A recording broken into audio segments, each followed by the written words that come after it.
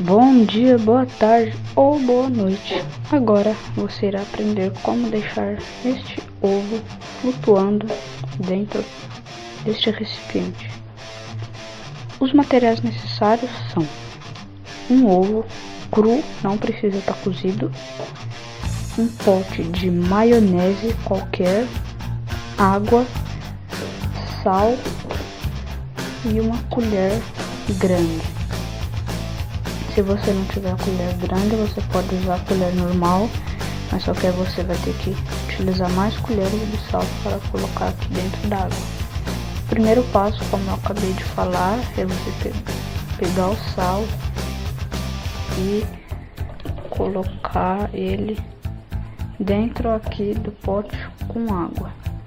Antes você tem que encher mais ou menos a metade do pote aqui de maionese com água. Aí você pode misturar bem mesmo aqui para diluir muito o sal.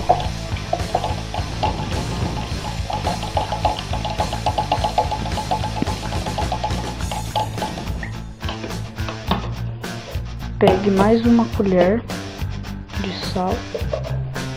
Eu tô usando aqui a colher grande, por isso que eu só tô usando 2 colheres cheias de sal.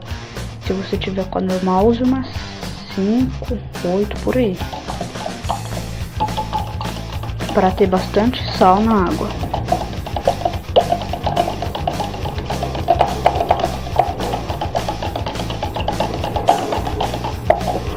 Tem um avião passando aqui em cima, não sei se dá pra você escutar.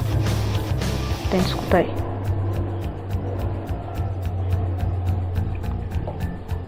Pronto, já passou. Agora a gente continua aqui a misturar.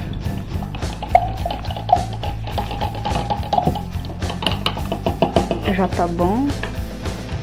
Aí eu pego o ovo com muito cuidado, coloco ele dentro da água, solto ele e veja que ele está flutuando.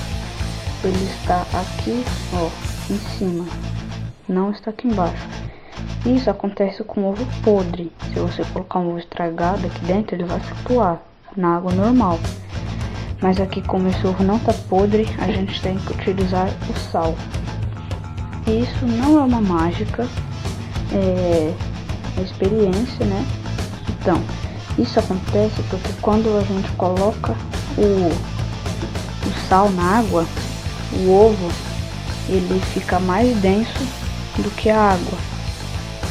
Aí quando eu coloco, como ele tá mais denso, eu coloco ele, aí ele vai para cima do recipiente. Esse foi o vídeo de hoje. Ó, deixa eu tentar mostrar aqui, levantar.